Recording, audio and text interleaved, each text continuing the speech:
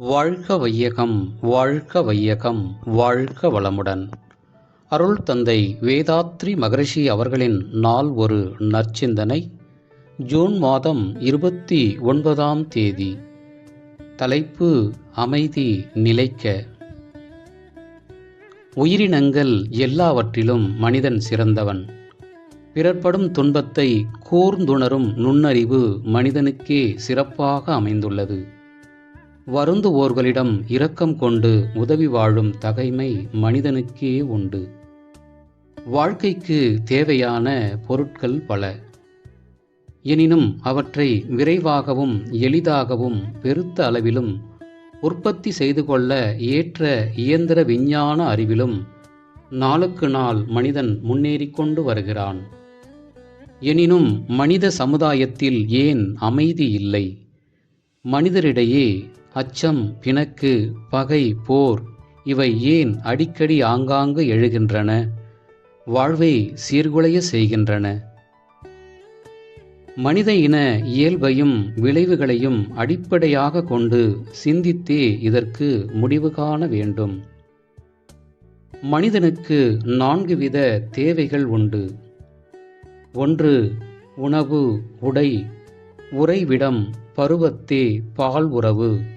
இவை காலத்தோடும் தேவை நிறைவு பெறும் அளவிலும் கிடைக்க வேண்டும். 2. பலவாறாக அமைந்த இயற்கை அழகுகளையும் காட்சிகளையும் கண்டுகளிக்கும் வாய்ப்பு வேண்டும். 3. இயற்கை இரகசியங்களை அறியவும் பிறர்க்கு உணர்த்தவும் வாய்ப்பும் சூழ்நிலையும் வேண்டும்.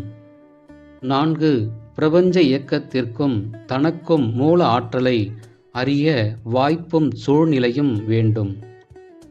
காலத்தோடும் முறையோடும் தேவைக்கு ஏற்ப 4 வகையும் கிட்டாத போது அவன் அறிவு, உடல் ஆற்றல்கள் திசை மாற்றம் பெறுகின்றன.